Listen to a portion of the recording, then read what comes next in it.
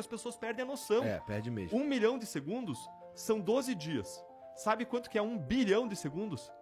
32 anos. Essa é a diferença entre 1 milhão e 1 bilhão. Em segundo lugar, não foi simplesmente um esquema de desvio de dinheiro público. Foi aquilo que o teu amigo, o Reinaldo Azevedo, chama de plutocleptocracia. Um esquema em que ricos e poderosos se uniram para roubar o país, não só na Petrobras, onde você destampava, você encontrava corrupção. Você teve lá no BNDES mais de R$1 trilhão direcionados para empresas amigas.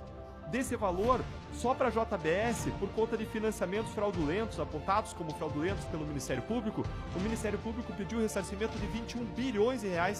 Na Petrobras, os prejuízos chegaram a R$42 bilhões. E um caso que me comoveu muito foram senhorinhas que foram à Força-Tarefa da Lava Jato, foram lá, fisicamente, choraram na minha frente, choraram, escorreram lágrimas, elas chorando porque elas tinham perdido a aposentadoria delas. Elas contavam aquele dinheiro para sobreviver na melhor idade, na sua velhice. E elas choraram porque o dinheiro foi drenado, desviado pela corrupção. Na Operação Greenfield, o Ministério Público apontou um rombo de R$54 bilhões. Vai somando aí de bilhões e bilhões, faz parecer o Mensalão crianças brincando na areia. E o Mensalão envolveu R$100 milhões. Mesmo valor, também R$100 milhões que o Ministério Público apontou de desvios do Ministério do Planejamento.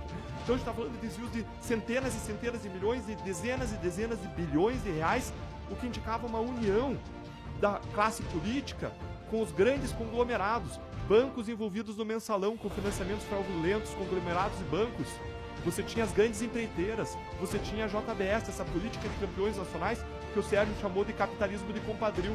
Parte da classe econômica e parte da classe política se aliando para roubar o país ao longo de décadas, intensificado, sistematizado nesse governo do PT. Então esse é o segundo ponto, plutocleptocracia. Em terceiro lugar, tudo isso consistiu no ataque maior à nossa democracia da história, desde a redemocratização. Maior ataque à democracia consumado. Não é um risco, um ataque consumado, porque grande parte do dinheiro investido em campanha corresponde ao número de votos. Então foi a maior fraude eleitoral consumada da história. É um absurdo.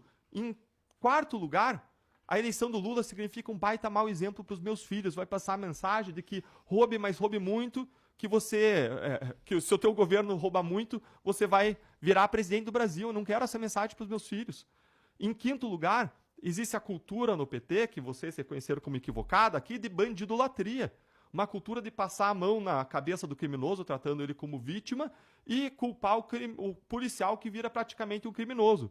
Em sexto lugar, se você olhar, como eu mencionei, uma série de pessoas próximas, ainda que você ache que o Lula foi absolvido, que é um absurdo, jamais foi absolvido na Lava Jato, olha as pessoas ao redor, eu fiquei um tempão aqui, eu tive que anotar o nome das pessoas, todo mundo ao redor condenado, só ele, né, seria sido absolvido, que é uma balela.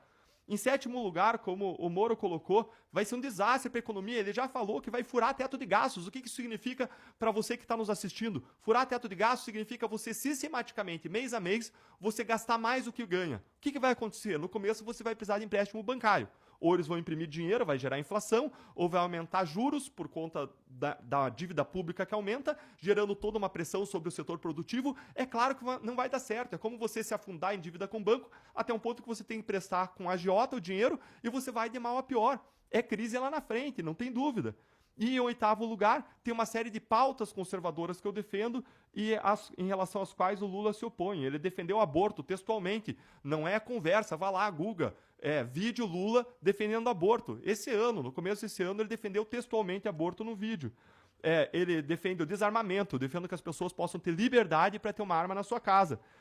Existe ainda no PT, e é exemplificado por uma entrada de um vereador petista lá nas igrejas em Curitiba, gritando fascistas não passarão, a senhora coitadinha lá orando, e o vereador do PT entrando na igreja com um grupo gritando fascistas não passarão.